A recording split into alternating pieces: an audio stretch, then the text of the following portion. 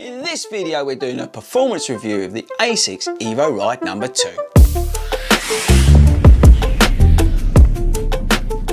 Hey, what's up everyone and welcome back to 40 Runs. How are we all doing, people? Let me know in the comments and while you're down there, did you get a pair of Evoride 2?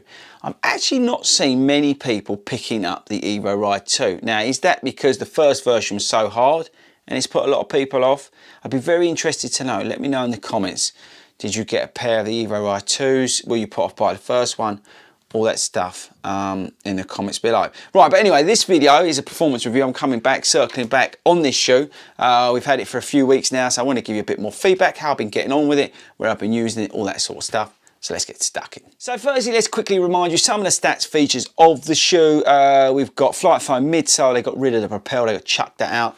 We've got AHA plus rubber outsole, super durable, new mesh upper. It's obviously got guide sole technology. Still in the shoe, 5mm drop, I think, from memory. I've seen this shoe for under £100 online. Again, tells you enough. I think what we need to know in terms of demand for it. Weight-wise, it's about 9 ounces. So what's that in grams, people? Let's wait. We've got Mrs. Fordy's scales here. So grams, we are, let's put it on properly, 265 grams. Fits true to size. It's an Asics after all. Lace is awesome. There's loads of comfort in terms of foam around the heel and on the tongue. The upper is not the most breathable in the world, but it does a good job. That's probably about it. Okay, so if you've not seen the other videos I've done on this shoe, check it out. But this shoe for me is more in that medium distance run.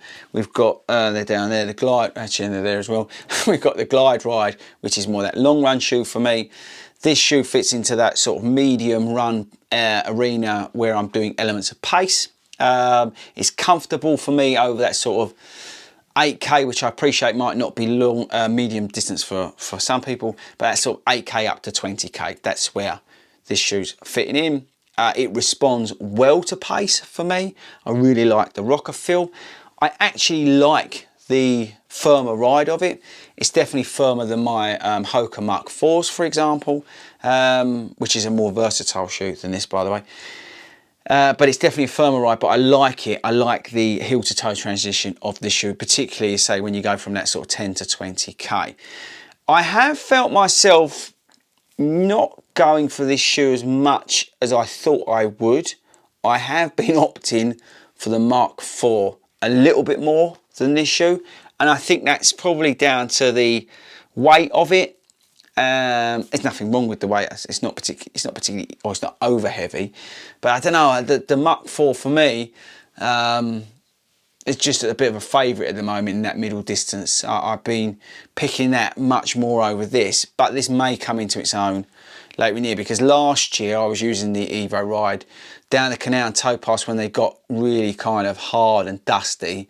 That's where, because of the durability of the Evoride, I just felt, I don't know, I just felt at one with it a little bit more down those routes that I was doing, and it just really came into its own in the summer months. So maybe when we get later on in the year, this will then start to really spring at me and say, right, 40, let's go out. But yeah, at the moment, I've been picking the Hoka Mach 4 over it, which I think tells you enough in itself.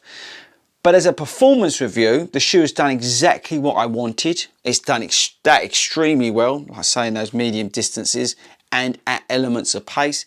If you look at, if you follow me on Strava, you see some of my runs, I do mix my paces up, and I like to, run, excuse me, and I like to run progressive runs. I like to, muck about my pace while I'm out there on those runs.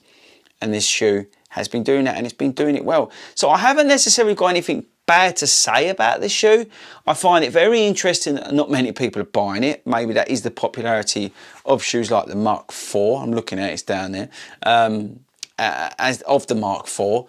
And maybe that has, the firmness of the original one has put people off, but it's not put me off. But I say that, but I am still picking the Hoka over it. Interesting, isn't it? So yeah, there's nothing negative to say.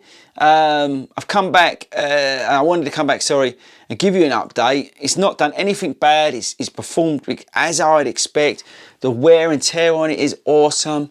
There's no problems with durability in it. You know, I've run these in the rain. I've run these in the, you know, when it's been mucky and muddy down there, and I haven't had any problems with it, you know, and it's running when it's warm. And yeah, the upper's not the most breathable in the world, but it's, you know, my foot's not melting or anything like that.